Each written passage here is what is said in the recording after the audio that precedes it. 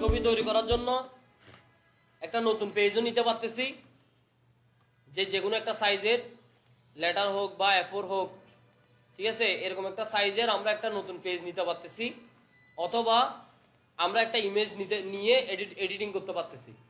ঠিক আছে, হয়তো আমরা ফটোশপে দুই ধরনের কাজ করব। হয়তো কিছু রেডিমেড ইমেজ থেকে রেডিমেড ইমেজগুলোকে আমরা এডিট করব, অথবা নতুন করে একটা ইমেজ তৈরি করব। কোথায়? ফটোশপে। মনে করেন আপনি 3টা ছবিকে একসাথে করছেন, এক জায়গায় করছেন, তারপরে এটাকে একটা ইমেজ করবেন, তাহলে ওটা নতুন ইমেজ হচ্ছে না? আর যেটা আগে থেকে করা আছে ওইটা হচ্ছে রেডিমেড ইমেজ। ঠিক আছে, মনে করেন আমি একটা রেডিমেড ইমেজকে ওপেন করলাম।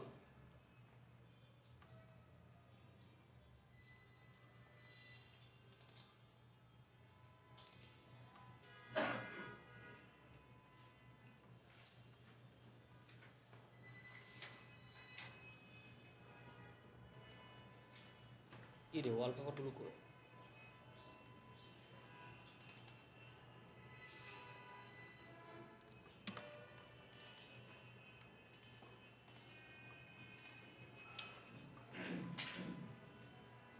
দেখেন, এই ছবিটা আমি নিলাম। এখন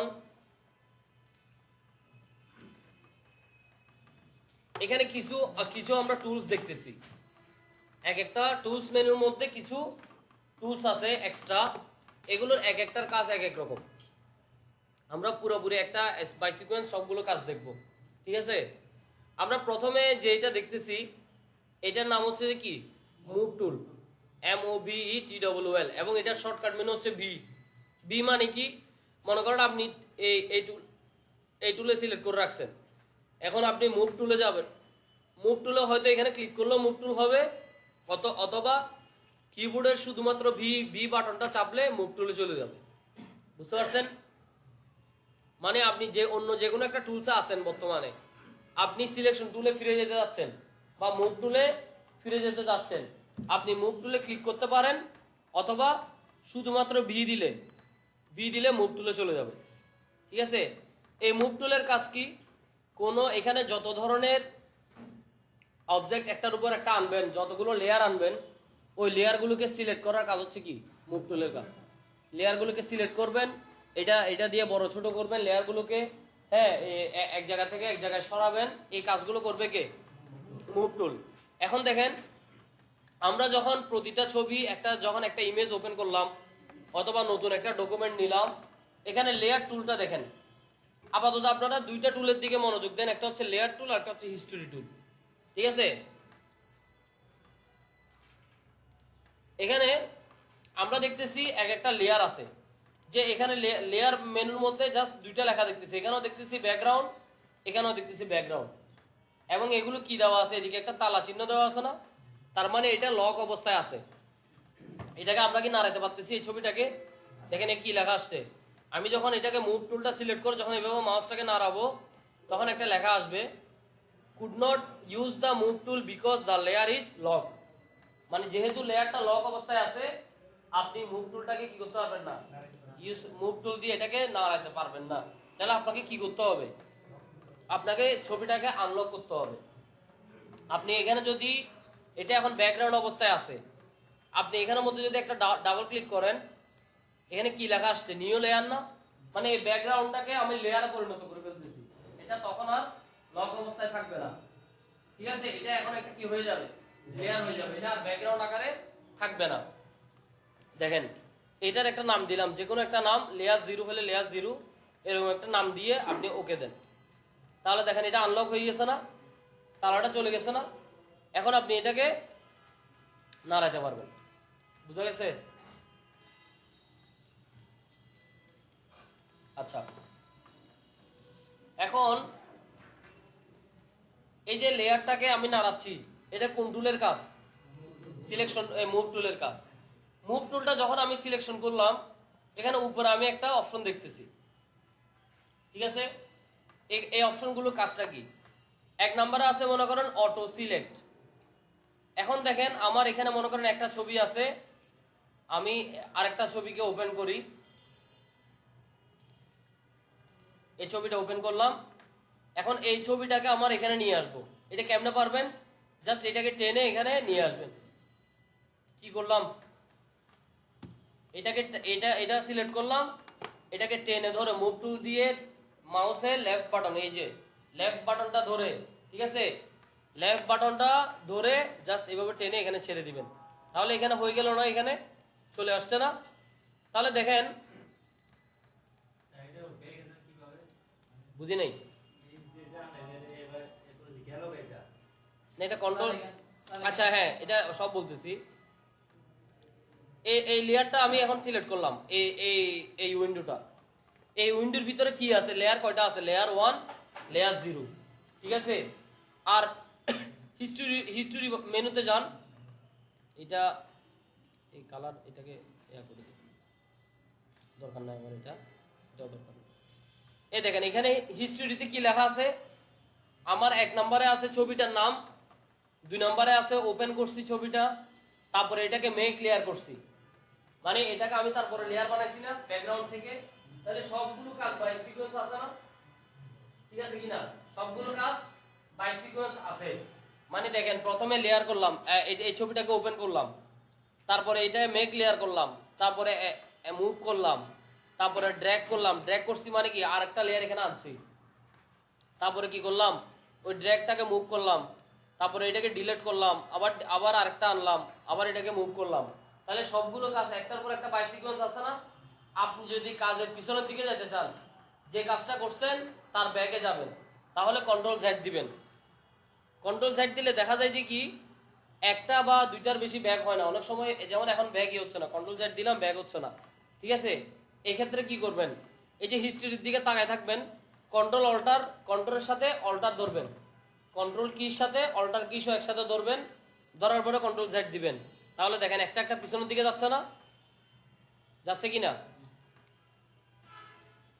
আবার কন্ট্রোলের সাথে শিফট দিয়ে যদি জেড দেন তাহলে একটা একটা সামনের দিকে আসবে, মানে আগে কাজ কি করছেন আর পরে কাজ কি করছেন এটা আপনি দেখতে পারবেন। আবার এখানে একটা কথা আছে, মনে করেন আমি কন্ট্রোল অল্টার জেড দিয়ে, দেখেন কন্ট্রোল অল্টার জেড দিয়ে এতটুকু পর্যন্ত আসলাম, এই যে মুভ মানে এখানে ড্র্যাগ করে নেই, ঠিক আছে না? এই যে ড্র্যাগ করছিলাম এটার আগ পর্যন্ত আসলাম, একটু পর্যন্ত আসলাম। এখন আপনি যদি নতুন কোনো কাজ করেন তাহলে এই যে তার নিচে যেগুলো ঝাপসা হয়ে আছে এগুলো সব চলে যাবে। নতুন কাজ কি, মনে করেন আমি এটাকে আবার নাড়াবো, দেখছেন এখানে ঝাপসা যা ছিল সব চলে গেছে না, মানে এখন ওইখান থেকে আবার নতুন হিস্ট্রি শুরু। বুঝতে পারছেন? হিস্ট্রি মানে প্রতিটা ধাপে ধাপে আপনি যে কাজগুলো করবেন ওই কাজগুলো বাই সিকোয়েন্স আপনাকে দেখাবে। আর এটাকে কন্ট্রোল অল্টার জেড দিলে আপনি একটা একটা পিছনের দিকে দেখতে পারবেন। আবার রিডু করতে হলে, সামনের দিক দিয়ে যাইতে হলে কন্ট্রোল শিফট জেড। ডিজাইনিং এর জন্য এই 4টা কি খুব দরকার, একটা হচ্ছে শিফট, আরেকটা হচ্ছে কন্ট্রোল অল্টার স্পেস বার। এই স্পেস বারের কাজ হচ্ছে জুম ইন জুম আউট করার সময়।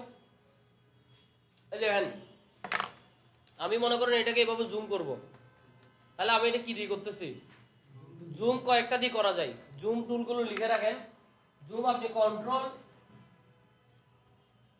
প্লাস এই যে মাইনাস চিহ্ন যেটা আছে ওটা দিলে কি হয়, প্লাস চিহ্ন দেন, প্লাস চিহ্ন হলে জুম ইন, মানে ইন মানে কি ভিতরের দিকে জুম হবে, ঠিক আছে না?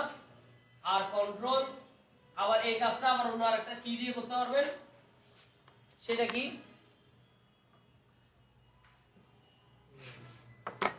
সেটা হচ্ছে যে কন্ট্রোল প্লাস স্পেস বার প্লাস মাউস, মানে মাউস ইউজ করতে হবে এটাকে, সেটা হবে যে জুম ইন। আপনাদের এই ইউপিএস গুলো সব বন্ধ করে দেন। তারপর আছে, তাহলে জুম ইন করলে আবার আমাকে জুম আউট করতে হবে না, মানে আবার বাইরের দিকে উঠে আসতে হবে না। জুম আউট করার অপশন হচ্ছে যে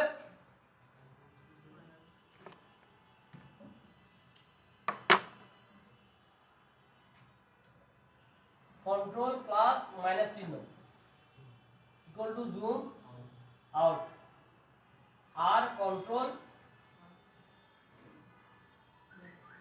প্লাস স্পেস বার ঠিক থাকবে,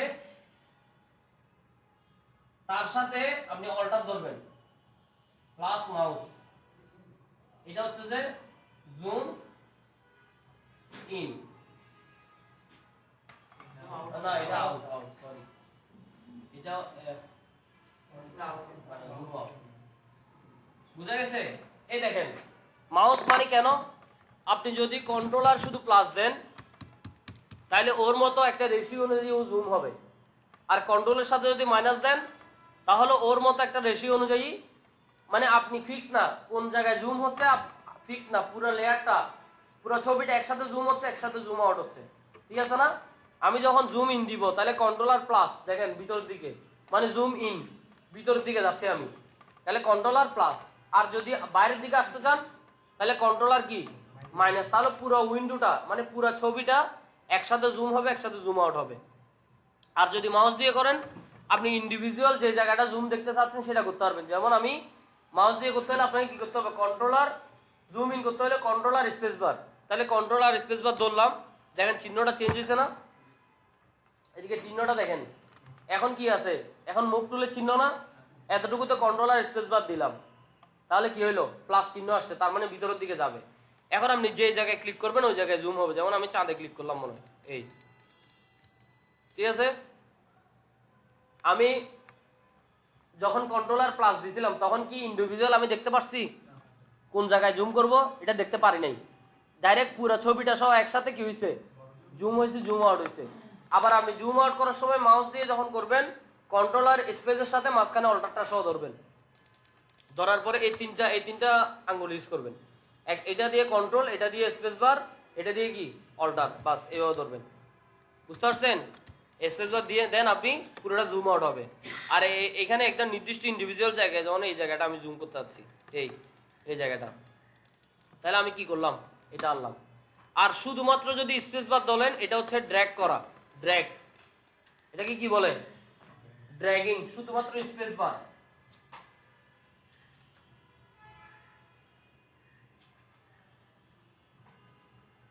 ড্র্যাগিং করা, ড্র্যাগিংটা কখন করা দরকার হয়, মনে করেন আপনি এই ছবিটার এই জায়গায় কাজ করতেছেন, এই জায়গায় কাজ করতেছেন, এখন আপনি এখানে কাজ করার পরে একটু উপরের দিকে যাবেন, এই ছবিটাকে একটু নিচের দিকে নামাইতে হবে না, জুমটা ঠিক থাকবে, বুঝতে পারছেন?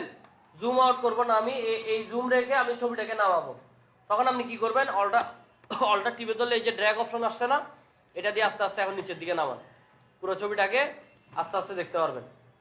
ড্র্যাগ করে মাউস দিয়ে কি করে ক্লিক করে করে সরাবেন, তাহলে পুরো ছবিটাকে কি দেখতে পাচ্ছেন। আমি কি জুম কোনো চেঞ্জ করছি, জুম চেঞ্জ করি নাই, এটাকে কি করতেছি জাস্ট ড্র্যাগ করতেছি হাত দিয়ে, যেমন আমরা একটা পিসটাকে এভাবে নাড়াচ্ছি, বিভিন্ন জায়গায় নাড়াই একটা পিসটাকে সেম স্টাইলে, শুধু স্পেস বার, শুধুমাত্র স্পেস বার, শুধুমাত্র স্পেস বারের কাজ হচ্ছে যে ড্র্যাগিং করা, আপনার চিহ্ন চেঞ্জ হয়ে যাবে, আপনি দেখলে বুঝবেন, এই স্পেস বার দিলাম চিহ্ন চেঞ্জ হয়ে গেছে, এটা ড্র্যাগ করতেছে, ঠিক আছে? আচ্ছা, এখানে একটা বিষয় আছে, আমার এখানে এখন একটা লেয়ার আছে, তারপরে ওপেন করলাম এখানে আর একটা লেয়ার, আচ্ছা এটা তো ওপেন করা আছে, এদিকে এই লেয়ারটা ওপেন করা আছে, এটাকে আমি এখানে আনলাম। দেখেন এখন একটা জিনিস দেখেন, সিলেকশন টুলের উপরে একটা লেখা আছে না অটো সিলেক্ট, এটার কাজটা কি, এটা এখন টিক চিহ্ন দেওয়া নাই, এই লাইটটা বন্ধ করে দেন, মাঝখানে এটা এই টিক চিহ্নটা দেওয়া আছে অটো সিলেক্ট, এটার কাজটা কি দেখেন। আমার এখানে এখন লেয়ারের ঘরে দেখেন লেয়ার কয়টা, দুইটা না, একটা লেয়ার 0 একটা লেয়ার 1, লেয়ার 0 মানে এদিকে একটু করে ছবি দেখা যাচ্ছে, এটা কার, এটা হচ্ছে যে এই ছবিটা, ঠিক আছে না? আর লেয়ার 1 মানে এটা, তাহলে দুইটা ছবি আমার এখানে, দুইটা আমি আপনাদের প্রথম ক্লাসে কি বলছিলাম, ফটোশপে যতগুলো জিনিস একটার উপর একটা আসবে সবগুলো লেয়ার আকারে আসবে, প্রতিটা লেখায় প্রতিটা অবজেক্টে এক একটা লেখা, সেটা ছবি হতে পারে বা সেটা অন্য কোনো শেপ হতে পারে বা সেটা একটা লেখা হতে পারে, প্রতিটা জিনিসই এক একটা কি লেয়ার, বুঝতে পারছেন? অনেকে লেয়ারে এই যে নামের পাশে এই ছবিগুলো হয়তো না দেখতে পারেন আপনারা, তখন কি করবেন, এই যে এটা পুরোটা লেয়ার উইন্ডো না, খেয়াল করেন এই পুরোটা লেয়ার উইন্ডো না, লেয়ার উইন্ডোর উপরে কোনায় একটা অপশন আছে, প্রতিটা উইন্ডোর কোনায় এক একটা অপশন আছে। এটা হচ্ছে যে ওই উইন্ডোজের সেটিং, বুঝতে পারছেন? মানে এই উইন্ডোটা লেয়ার উইন্ডোর সেটিং অপশন হচ্ছে যে লেয়ার উইন্ডোর কোণা দিয়ে এখানে ক্লিক করেন। এখানে একটা অপশন আছে যে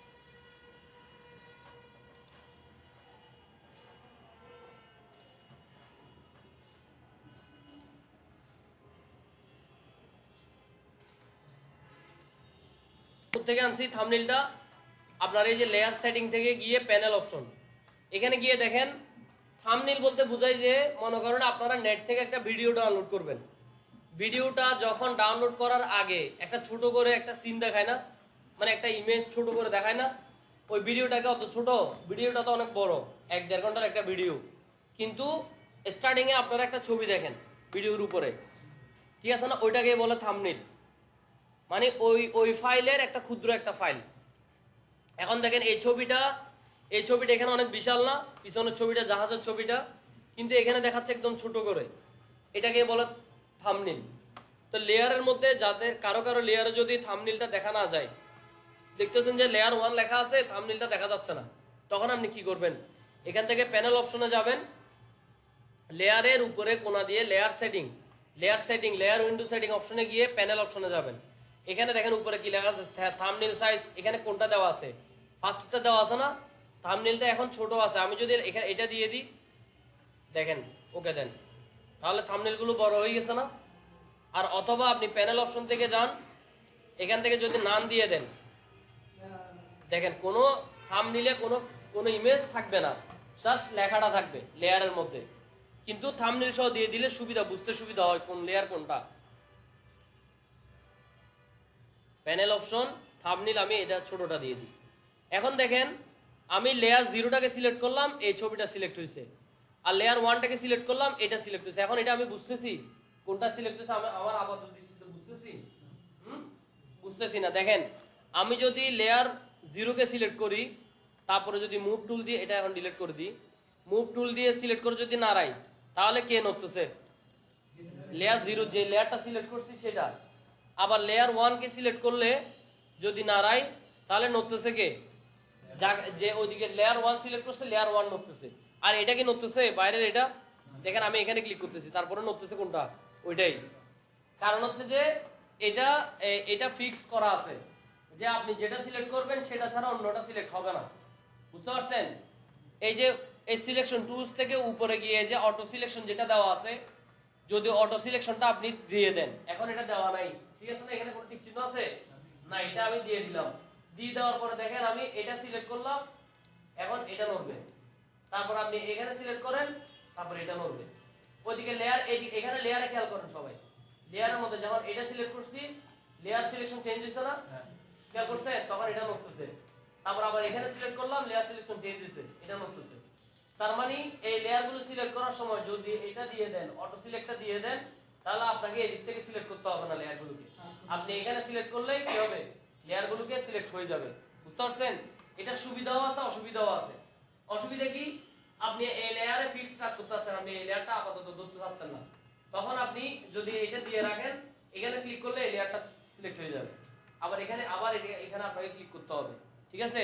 আপনি যদি চান যে না আমি ফিক্স যেটা ধরবো শুধু এটা দিয়ে কাজ করব, তখন আপনি কি করবেন, অটো সিলেক্টটা তুলে দিবেন, তুলে দেওয়ার পরে এই লেয়ার 1টা সিলেক্ট করছেন, এখন দেখেন এখানে সিলেক্ট করলে যেখানে সিলেক্ট করবেন করেন, নড়তেছে কোনটা, লেয়ার 1, মানে এখানে যে কাজই করেন এখন ওইটার উপরে কোনো এফেক্ট আসবে না। আর যদি অটো সিলেক্ট দিয়ে দেন, তাহলে যে জায়গায় ক্লিক করবে ওই লেয়ারে কাজ হবে, মানে এটা এখন এই লেয়ারটা এখন সিলেক্ট হয়ে গেছে, এটাতে ক্লিক করলাম, এই লেয়ারটা এখন সিলেক্ট হয়ে গেছে, বুঝতে পারছেন? আচ্ছা, এখন আরেকটা কথা, এই লেয়ারগুলোকে আমি বড় ছোট করব, এই ছবিটা এখন অনেক ছোট আছে, আমি এই ছবিটাকে বড় করব। এখানে বড় করার কোনো অপশন আপনারা দেখতেছেন? বড় করার জন্য তো আমরা জানি যে একটা বাউন্ডারি লাইন থাকে, ওই লাইনটাকে আমরা টেনে দিলে, ওই এমএস ওয়ার্ডে করছি না একটা ছবির চারদিক দিয়ে একটা বর্ডার থাকে, ওটাকে আমরা টেনে দিলে বড় হয়ে যায়। এরকম কোনো বর্ডার এখানে দেখতেছেন? নাই।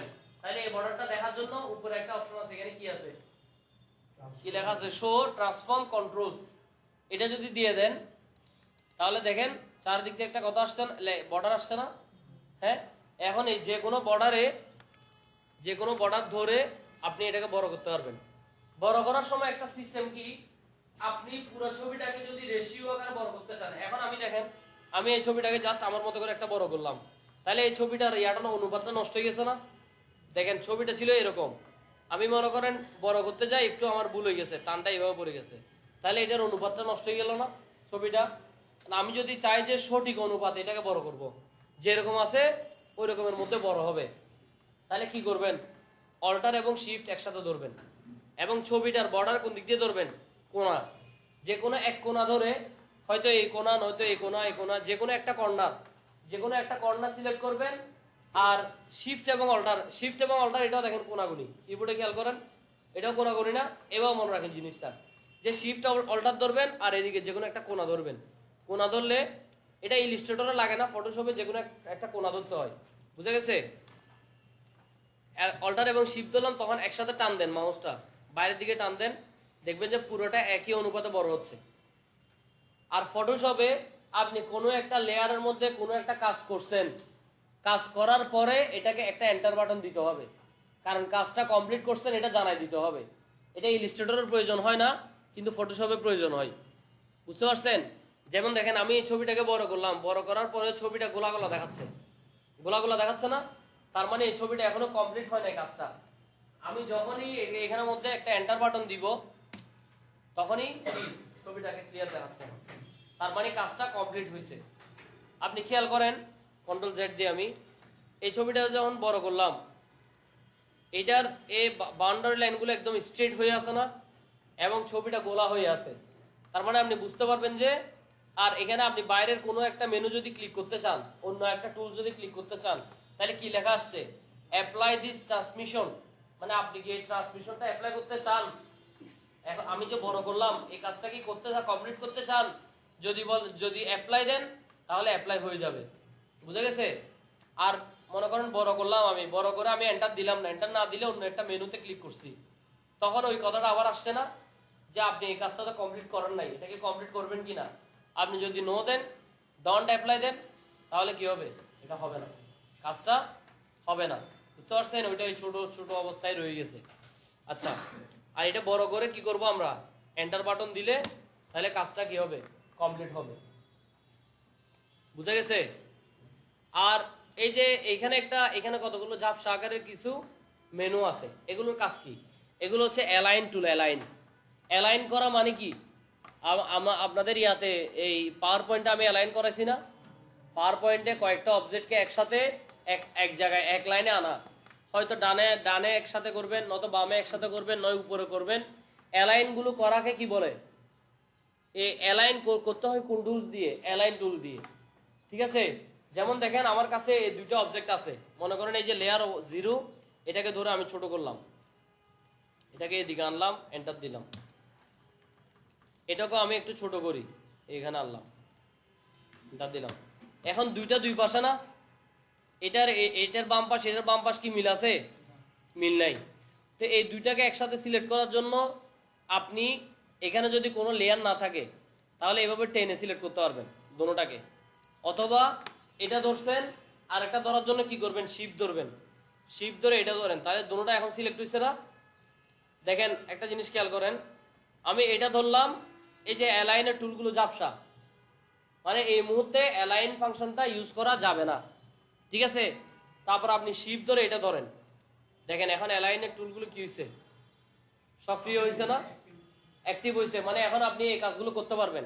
এখন আমার দরকার কি, এই দুটোটা লেয়ারকে বাম দিক দিয়ে অ্যালাইন করা, মানে বাম দিক দিয়ে আমি চিন্তা করতেছি বাম দিক দিয়ে সমান করে ফেলবো, তাহলে আপনি এখানে বাম দিক দিয়ে অ্যালাইনটা দেন, তাহলে লেয়ারটা কি হয়ে গেছে, বাম দিক দিয়ে সেজে গেছে, ঠিক আছে না? তাহলে দুইটা একসাথে কিভাবে ধরলাম, এটা ধরছি, তার সাথে শিপ ধরে এটা ধরলাম, এখন দেখেন সার্কেলটা পুরো আগা করে দেখাচ্ছে, ঠিক আছে? আপনি এটাকে চাইলে এখন পুরোটাকে একসাথে ছোট করতে পারেন বা পুরোটাকে একসাথে বড় করতে পারেন, বুঝা গেছে? আচ্ছা, তারপরে এই দুটোটা অ্যালাইন দিয়ে আপনি চাইলে এখান থেকে এই যে অ্যালাইন এটাকে সেন্টার করতে পারেন, ঠিক আছে, বা এভাবে মিডল অ্যালাইন করতে পারেন, যে কোনো কাজ করতে পারবেন। আচ্ছা, এখানে আরেকটা বিষয়, এই যে লেয়ার দেখতেছেন আপনারা, এখন এই লেয়ারটা উপরে না, এই ছবিটা কোথায় আছে? নিচে আছে। এখন আমি যদি চাই যে আমার নিচের ছবিটা এটার উপরে দিব, এটা কিভাবে করবো? মানে আমি নিচের ছবিটা এটার উপরে দিব, তাহলে এইটাকে উপরে নিচে করার জন্য দুইটা অপশন আছে। একটা হচ্ছে যে এখানে আমি আরেকটা ছবি আনি, তাহলে বুঝতে সুবিধা হবে।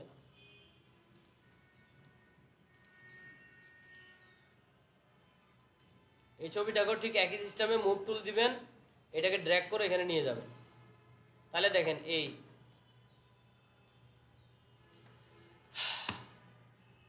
একটা এখানে দিই, একটা এখানে দিই, তাহলে এরকম বুঝতে সুবিধা হবে।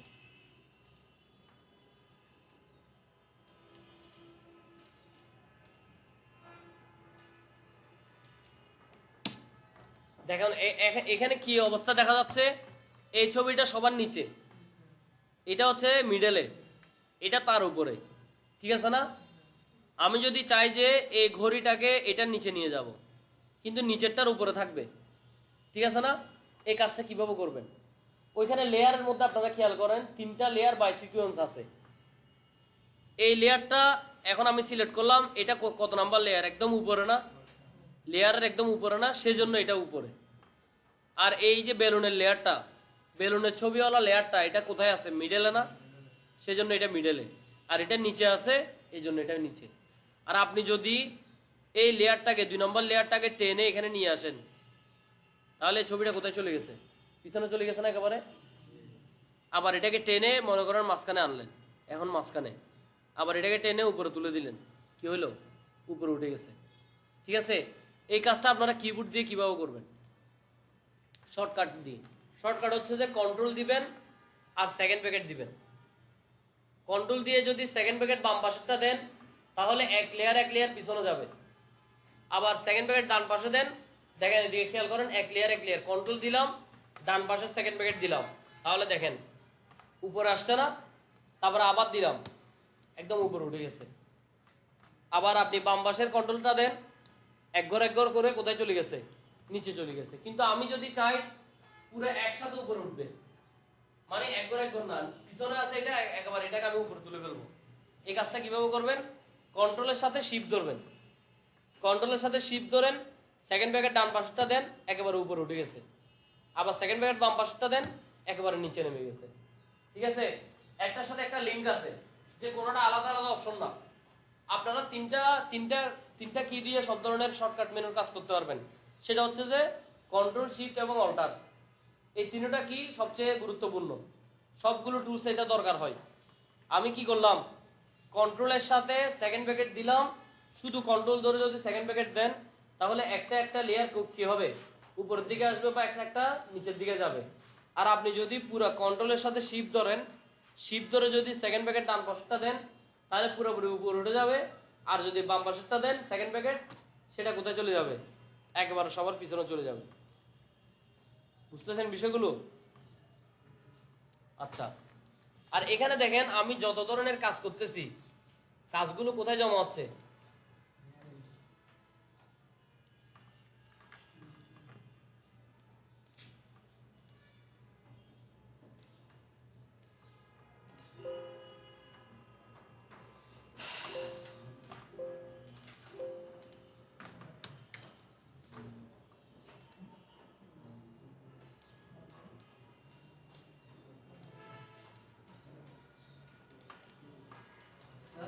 হ্যাঁ, ওগুলো দেখাবো, ওগুলো আস্তে আস্তে। এত দেরি করছেন কেন?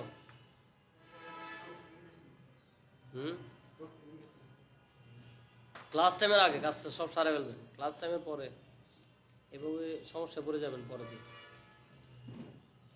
কারণ আমাদের টাইম কম, তো একটা জিনিস দ্বিতীয়বার বোঝানোর সময় কম, বুঝতে পারছেন? আরো আপনাদের ক্লাস নিতে পারতেছি যে আমি মনে করেন এক বেলা, এটা একটু সমস্যা। আচ্ছা, এতটুকু বুঝছেন কিনা? এই যে আমরা হিস্ট্রি মেনুতে যা যা কাজ করতেছি সব বাই সিকোয়েন্স একটার পর একটা আসতেছে, ঠিক আছে? এখন এখানে আসবে কয়টা, কতটা আসবে, কতটা হিস্টোরি আপনার এখানে জমা হবে, এটা আপনি লিমিট করে দিতে পারবেন। কোত্থেকে? এই যে এডিট বাটন থেকে প্রিফারেন্সে যাবেন, কালকে যে টুলসটা দেখাইছি, এখান থেকে জেনারেলে যান, যাওয়ার পর এখানে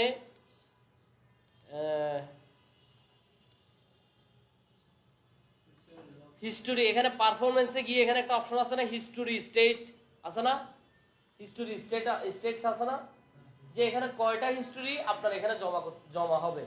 আমি এখানে 1000টা দিয়ে রাখছি, মানে 1000 বার পর্যন্ত কি কাজ করছেন সবগুলো কাজ এখানে জমা থাকবে। আর আপনি যদি 5টা দিয়ে দেন,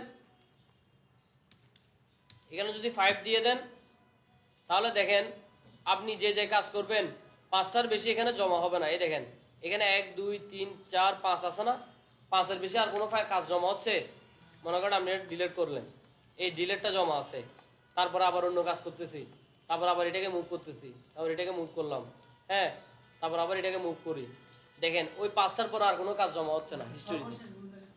হ্যাঁ, সর্বশেষ, সর্বশেষের সবসময় 5টা দেখাবে, এর বেশি দেখাবে না, বুঝতে পারছেন? আর আপনার এই যে ফটোশপে কাজ করার সময় হিস্টোরিটা খুব দরকার হয়, কারণ আপনি হঠাৎ কাজ করতে করতে মনে করতেছেন যে এই কাজগুলো আমি আর করবো না, মানে এগুলো যা করছি সব বাদ দিয়ে দিব, আগের অপশনে ফিরে যাব, তখন আপনাকে হিস্টোরি থেকে ব্যাকের দিকে আসতে হবে। এটা শর্টকাট মেনু কি বলছিলাম, control alter Z, control Z দিলে তো আন্ডো, মানে পিছনের দিক দিয়ে যাবে, কন্ট্রোলের সাথে অল্টার সহ দিয়ে জেড দিলে মানে পিছনের দিকে যত আছে তত পিছনের দিকে যাইতে থাকবে। এখন কতটুকু থাকবে এখানে জমা হবে, এটা কেমনে কেমনে ইয়া করবেন, এই যে এডিট থেকে প্রিফারেন্সে যাবেন, এডিট থেকে প্রিফারেন্সে যাবেন, এখান থেকে জেনারেলের এখানে গিয়ে অথবা কন্ট্রোল কে দেন, এই টুলসটা আসবে, এখানের থেকে কই যাবেন, পারফরমেন্সে যাই, এটা যাদের র্যাম কম, কথা বুঝেন, যাদের র্যাম 4 GB বা 2 GB তারা 1000 দিতে যায় না হিস্টোরি, তারা যদি হিস্টোরি 1000 দিয়ে রাখেন তাহলে র্যাম স্লো হয়ে যাবে, কারণ এই কাজগুলো ওর কাছে এক জায়গায় স্মৃতিতে ধরে রাখা লাগতেছে, বুঝতে পারছেন? যদি আপনি বেশি জিনিস জমা রাখেন তাহলে ও লোডিং মারবে, এই জন্য মিনিমাম 100 দিয়ে রাখেন, মানে 100টা কাজ আপনি পুনরায় ব্যাক করতে পারবেন, বুঝতে পারছেন? তাহলে 100টা বা 200টা এরকম দিয়ে রাখেন, এতটুকু দিয়ে ওকে দেন, মানে আপনার এখানে হিস্টোরিতে কয়টা কাজ জমা হবে, 100টা কাজ বাই সিকোয়েন্সে জমা হবে, বুঝা গেছে? আচ্ছা,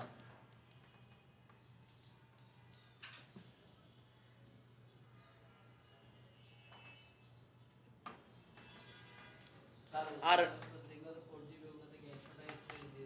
100টা 4 GB হলে 100 200 300 500 এরকম দিতে পারবেন, সমস্যা নেই। 2 GB হলে বেশি দিলে সমস্যা, 2 GB মিনিমাম 100টা দিয়ে রাখবেন, মানে ব্যাক কতটা ব্যাক দিতে পারবেন। আচ্ছা, এখন দেখেন এই যে লেয়ারের উপরে যে একটা অপাসিটি অপশন আছে, এটার কাজটা কি? এটার কাজ হচ্ছে যে মানে ছবিটাকে ঝাপসা করে দেওয়া। আমার এখানে আরেকটা ছবি ছিল, এই ছবিটাকে এখানে আনলাম, এই ছবিটা ছিল, দেখেন আমি এই যে উপরে যে বেলুনের ছবিটা আছে, এই ছবিটাকে যদি অপাসিটি থেকে যদি একটু কমাই দিই, মানে আমি প্রথমে, আপনারা ফটোশপে যে লেয়ারের কাজ করবেন প্রথম কাজ হচ্ছে ওইটাকে আগে সিলেক্ট করতে হবে, আন্দাজে কোনো লেয়ারের উপর কোনো কাজ অ্যাপ্লাই হবে না। সিলেকশন কি দিয়ে করবেন? মুভ টুল দিয়ে। ফটোশপের মধ্যে কিছু টুলস আছে যেগুলো ডাইরেক্ট অ্যাকশনে যায়, আর কিছু টুলস আছে যে ওরা ডাইরেক্ট অ্যাকশনে যায় না, যেমন মুভ টুল, এগুলোকে বলে যে টুলগুলো ডাইরেক্ট কোনো অ্যাকশনে যায় না সেগুলোকে বলে সিলেকশন টুলস, বুঝা গেছে? যেমন মুভ টুল দিয়ে আমি কোনো একটা জিনিস অর্ডার করতে পারতেছি না, মানে এটা জাস্ট ওই লেয়ারটাকে সিলেক্ট করতেছি। মুভ টুল দিয়ে কি কোনো কাজ হচ্ছে? কোনো কাজ কি হচ্ছে যে ছবিটা মুছে যাচ্ছে বা এই ছবিটা আরেক রকম হয়ে যাচ্ছে, এরকম কিছু হচ্ছে? কিছু হচ্ছে না, জাস্ট ছবিটাকে আমি কি করতেছি? সিলেক্ট করতেছি, ছবি হোক বা একটা লেয়ার হোক, এই লেয়ারটাকে আমি আপাতত জাস্ট সিলেকশন করতেছি, এটা হচ্ছে কি সিলেক্ট টুল, সিলেকশন টুল। আর এখানে অন্যান্য আরো কিছু টুল, আস্তে আস্তে যখন একটা টুলসে যাব তখন বুঝতে পারবেন কোনটা ডাইরেক্ট অ্যাকশনে যাচ্ছে, কোনটা ডাইরেক্ট অ্যাকশনে যাচ্ছে না, ঠিক আছে? যেগুলো ডাইরেক্ট অ্যাকশনে যাবে না ওই টুলসগুলোকে বলা হয় সিলেকশন টুলস। তাহলে আমার কাজ করার সময় প্রথম শর্ত হচ্ছে যে কাজ যেটাতে আমি কাজ করব সেটা আগে সিলেক্ট করতে হবে। তাহলে আমি এই লেয়ারটাকে সিলেক্ট করলাম, এখন এই লেয়ারটা সিলেক্ট করার পরে উপরে যেসব টুলস আছে সবগুলোর কাজ এখানে অ্যাপ্লাই করা যাবে, বুঝতে পারছেন? এখানে দেখেন অপাসিটিতে যান, অপাসিটি আপনি যে এখন 100 দেওয়া আছে, আমি কি বলছিলাম কালকে যে 0% opacity of colour is a transparent. আপনি যদি কালার 0 করে দেন এটা ফুল ট্রান্সপারেন্ট, মানে এই ছবিটা এখন দেখাই যাচ্ছে না, ঠিক আছে। আর যদি মোটামুটি একটা ইয়া দিয়ে দেন, মনে করেন আমি 50% অপাসিটি দিলাম, তাহলে এটার পিছনে সবগুলো ছবি দেখা যাচ্ছে না, মানে এটা এখন গ্লাসের মতো আচরণ করতেছে। এটা একটা কিসের মতো দেখাচ্ছে? গ্লাস। এখন দেখেন এটার পিছন দিয়ে এটা দেখা যাচ্ছে, কিন্তু এটার পিছনে এই অংশের মধ্যে যে পিছনে যে জাহাজের ছবিটা আছে ওইটা দেখা যাচ্ছে? যাচ্ছে না। আমি যদি ওইটা সহ দেখতে চাই, মনে করেন এই অপশনটা ধরলাম, এটাকে অপাসিটি কমাই দিলাম, এখন কি একটার পিছনে একটা সব দেখা যাচ্ছে না?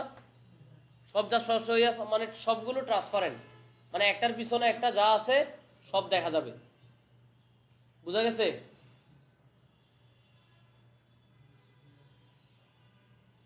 তাহলে এখানে আমি 3টা লেয়ারকে নিয়ে কাজ করছি, মানে আমার লেয়ার অপশনে কয়টা লেয়ার আছে? 3টা লেয়ার আছে। আমি যে লেয়ারে কাজ করতে চাইবো সেই লেয়ারটা আগে প্রথম কাজ হচ্ছে সেটা সিলেক্ট করতে হবে, তারপরে কি করতে হবে ওই লেয়ারে অনুযায়ী সিলেক্ট করার পরে আপনি যে যে কাজগুলো করবেন সেগুলো অ্যাপ্লাই করবেন। এখন উপরে আমি Ctrl+Z দিই, এই এখানের উপরে কিছু অপশন আছে নরমাল, এগুলো কি? এগুলো হচ্ছে মনে করেন এই ছবিটা আমি সিলেক্ট করলাম, এটার আমি এই নরমাল থেকে এখন এটা দিলাম, কোনো চেঞ্জ হলো না, ডার্কেন দিলাম, তাহলে ছবিটা কি হয়েছে? একটু ডার্ক হয়ে গেছে না? দেখেন এই ছবির, এটা জাস্ট ছবির কিছু স্টাইল চেঞ্জ করা, মানে ছবিটা মানে এটা এগুলো এগুলো ছবির ক্ষেত্রে বেশিরভাগ ইউজ হয়, মাল্টিপ্লাই এরকম। বুঝা গেছে? এখানে একটা নিচে একটা অপশন আছে ওভারলে। ওভারলে মানে হচ্ছে যে পিছনে ওই ছবির পিছনে যে কালার থাকবে তার মতো করে একটা রূপ ধারণ করবে। মনে করেন এই দেখেন এটা ওভারলে না, এটা প্রথমে নরমাল দিই। এই ছবিটা এখন কিসে আছে? এটা গ্রিন কালার, মানে এটা ব্লু কালার না? আমি এই ছবিটা নিয়ে এই জাহাজের ছবিটা এটা উপরে তোলার জন্য কি বলছিলাম? Ctrl+2 তাহলে এটা উপরে উঠে যাবে না? Ctrl+2 দিলে একেবারে সবার উপরে উঠে যাবে। তাহলে উপরে তুললাম, তোলার পরে আমি এই ছবিটা ক্লিক করলাম। ক্লিক করার পরে একটা জিনিস দেখেন, আপনি যদি ছবিটার অপাসিটি কমাই দেন তাহলে ওই ছবিটা জাস্ট অপাসিটি কমতেছে, ট্রান্সপারেন্ট হয়ে অপাসিটিটা কমতেছে, কিন্তু কালার ম্যাচিং গুলো ওর মতো করে রাখছে, কালারগুলো চেঞ্জ হচ্ছে না। বুঝতে পারছেন? কিন্তু আপনি যদি এই ছবিটাকে এখান থেকে ওভারলে করে দেন, দেখেন এই যে পিছনে যে ব্লু আছে, ব্লু এর মতো একটা ভাব, মানে ব্লু কালার, ওই ছবিটা ব্লু হলে কেমন দেখাবে সেরকম একটা ভাব এখানে চলে আসছে। যে কোনো কালারের ছবি, মনে করেন আমি এই ছবিটা আনলাম, এই ছবিটা এটার উপরে তুললাম, তোলার পরে এটার অপাসিটি থেকে, এটা কি ট্রান্সপারেন্ট আছে নাকি?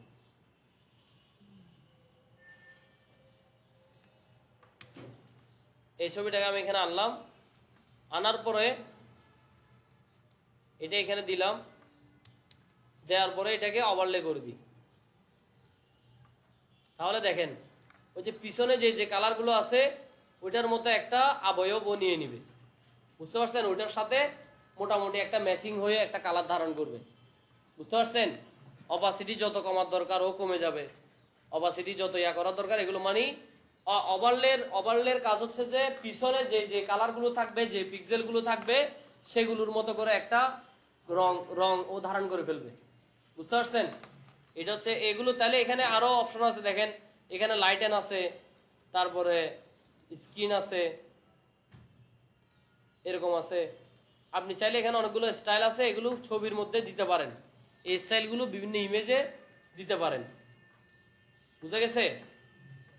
আচ্ছা, আমরা একটা জিনিস খেয়াল করেন, আমরা এই তিনটা ছবিকে লেয়ারকে একসাথে সিলেক্ট করলাম শিফট ধরে।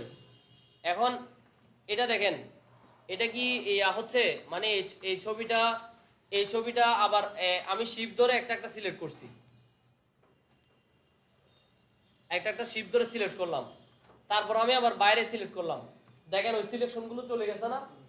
আমি চাচ্ছি যে এই ছবিগুলো, এই তিনটা ছবি সব সময় একসাথে নড়বে। কথা বুঝছেন?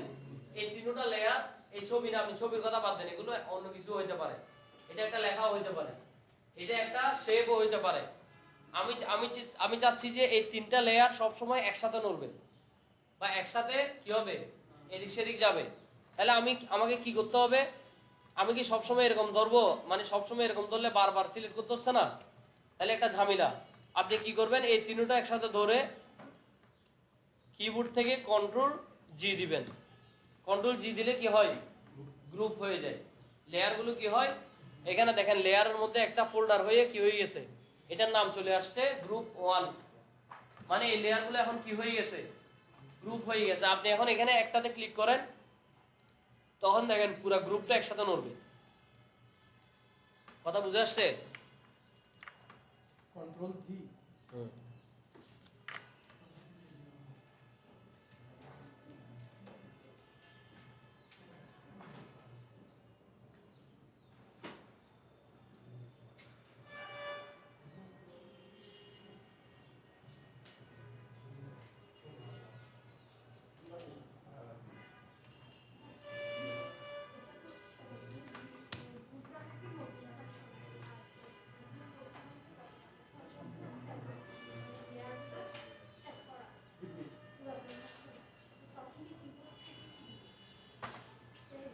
সেম সেম কন্ট্রোল জি দিলে হয়ে যাবে। কন্ট্রোল জি দিলে গ্রুপ হয়ে যাবে।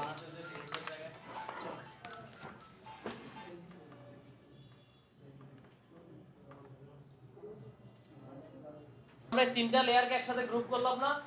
আপনি এই গ্রুপ অবস্থায় যদি কোনো একটা লেয়ারকে বাদ দিতে চান, মনে করেন মাঝখানের লেয়ারটা আমি বাদ দিব, কারণ এতটুকু তো আমি সিলেকশন টুল দিয়ে সিলেক্ট করতে পারতেছি না, ঠিক আছে না, কারণ এটা একসাথে একসাথে গ্রুপ করা আছে। এটা কি করতে হবে আপনাকে, পুরো লেয়ারটা কিছু করতে হবে না।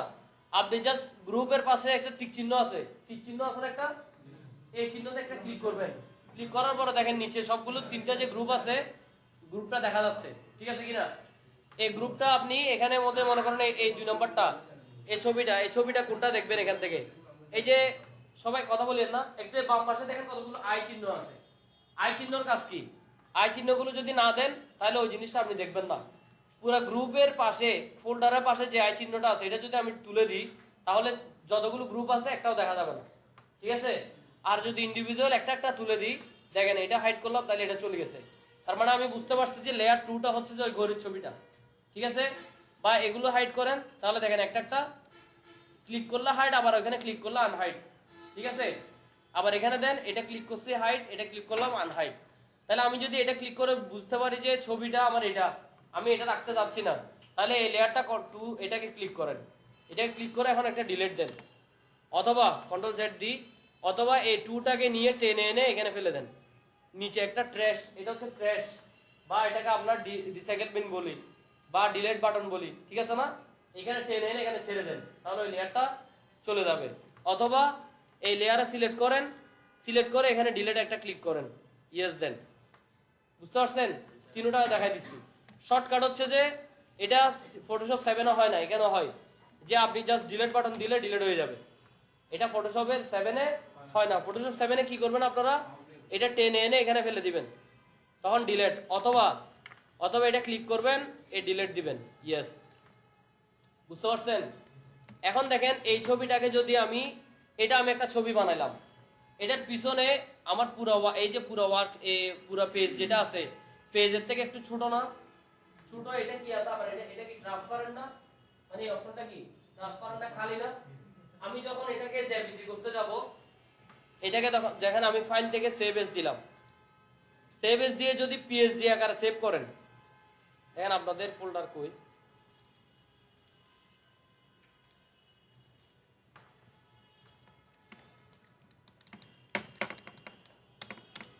যদি এই ফাইলটা দেখেন সেট ব্যাকগ্রাউন্ড, এই ফাইলটা আমি পিএসডি আকারে সেভ করলাম।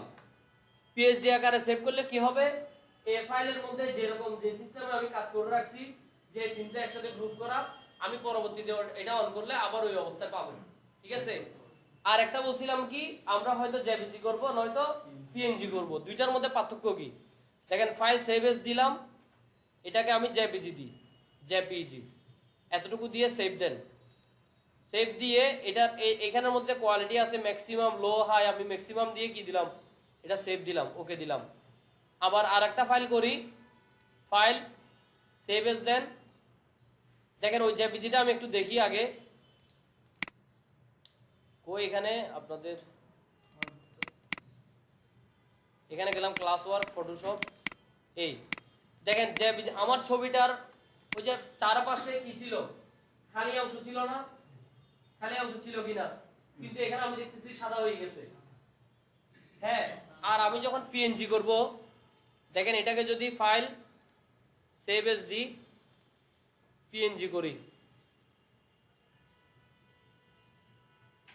পিএনজি কো এখানে তো পিএনজি করে সেভ দিলাম পিএনজির এখানে অপশন আসলে আপনি উপরে নাম দিবেন নাম দিয়ে ওকে দেন এখন দেখেন এই পিএনজি ফাইলটা আমি ওপেন করি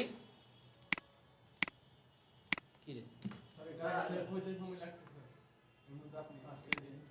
আচ্ছা ঠিক আছে সেভ করলাম এই দেখেন পিএনজি এখন ওই চারিদিক দিয়ে সাদাগুলো আছে হ্যাঁ এই ছবিটা কিন্তু বড় মানে আপনি একটা জিনিস দেখেন আমি এই দুটোটা ছবি যদি এখন এটা আমি কেটে দিই এগুলো সব কেটে দিই এগুলো কেটে দিই সবগুলো এখন আমি এটার মধ্যে তিনোটা ছবি আনি ওপেন করি ওপেন করে এই যে তিনোটাকে অন করি একটা জেপিজি একটা পিএসডি একটা পিএনজি ঠিক আছে না তিনোটাকে ওপেন দিলাম একটা একটা ওপেন হচ্ছে এটা একটা ওপেন হলো দেখেন এটার মধ্যে এটা যেটা পিএসডি এটা উপরে কি লেখা আছে সেট ব্যাকগ্রাউন্ড ডট পিএসডি লেখা আছে না তার মানে এটা পিএসডি ফাইল এই ফাইলের লেয়ারের মধ্যে দেখেন এটা ওই যেরকম প্রথমে গ্রুপ করছিলাম ওই গ্রুপ অবস্থায় আছে এটা আমার এই কম্পিউটারে দেখাচ্ছে এমন না আপনি এই পিএসডি ফাইলটা আর কম্পিউটারে দিয়ে দেন এরকম অবস্থায় দেখা যাবে যেভাবে যেভাবে গ্রুপ করছেন ওইভাবে হুবহু দেখবেন আপনি আর আমি এখন পিএনজিটা দেখি পিএনজিটাতে কি দেখাচ্ছে পুরোটা মিলে একটা লেয়ার দেখাচ্ছে এটাকে আমি এডিট করতে পারতেছি না আর পিছনে যেটা ট্রান্সপারেন্ট ছিল এই ট্রান্সপারেন্টটা হুবহু ট্রান্সপারেন্টই দেখাচ্ছে এখানে কোনো কিছু কোনো কালার দেখাচ্ছে না ঠিক আছে আর আপনি এখন জেপিজিটাতে যান দেখেন এটা পুরোটা মিলে একটা ব্যাকগ্রাউন্ড হয়ে গেছে লগ একটা ব্যাকগ্রাউন্ড হয়ে গেছে এবং এটা পুরোটা মিলে একটা লেয়ার মানে এটা এই যে ট্রান্সপারেন্ট যেগুলো ছিল এগুলো সব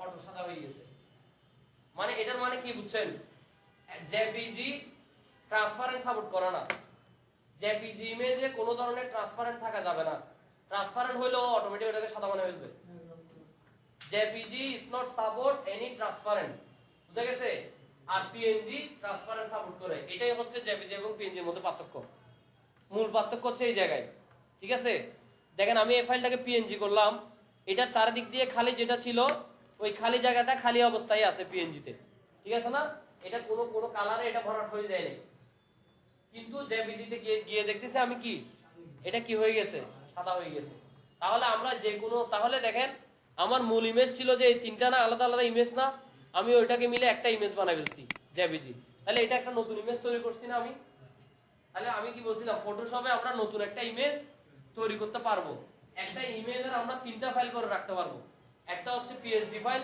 যেটা মেইন ফাইল আর একটা হচ্ছে যে কি ফাইল পিএনজি ফাইল যেটার কোনো ট্রান্সপারেন্ট থাকলে ওই ট্রান্সপারেন্টটা সহ থাকবে আর যে আরেকটা আছে যেটা জেপিজি ফাইল এগুলো কখন কখন করবেন একটা লগো তৈরি করার সময় তিনটা ফাইল করতে হয় মনে করেন আমি ফটোশপে একটা লগো তৈরি করবেন তখন ওইটা জেপিজি করতে হবে পিএনজি করতে হবে পিএসডি করতে হবে পিএনজি করলে কি সুবিধা লগোর ভিতরে যে সাদা সাদা এক্সট্রা ব্যাকগ্রাউন্ড আছে ওই ব্যাকগ্রাউন্ড গুলো থাকবে না মনে করেন আপনি একটা সিগনেচারকে ঠিকঠাক করতেছেন একটা সিগনেচারকে সাইজিং করতেছেন সিগনেচারের ভিতরে যে সাদা সাদা যে ব্যাকগ্রাউন্ড গুলো থাকবে ওগুলো দেখা না যাওয়ার জন্য আপনি পার্মানেন্টলি ফাইলটাকে কি হিসাবে সেভ করবেন পিএনজি আকারে যাতে কোনো পিছনে কোনো ট্রান্সপারেন্ট মানে ট্রান্সপারেন্ট থাকবে কোনো পিছনে কোনো ব্যাকগ্রাউন্ড কালার থাকবে না বুঝা গেছে ওই ফাইলটাকে যদি আপনি জেপিজি করেন কোনো একটা কালার থাকবে সেটা সাদা কালার হোক বা অন্য কালার হোক আপনি কোনো কালার দিয়ে না দিলে সেটা অটো কি হয়ে যাবে সাদা কালার হয়ে যাবে আর কোনো কালার দিয়ে দিলে ওই কালারটা সহ থাকবে বুঝতে পারছেন ঠিক আছে আজকে এতটুকু মাথায় রাখেন যে আজকে আমরা কি নিয়ে আলোচনা করছি লেয়ার নিয়ে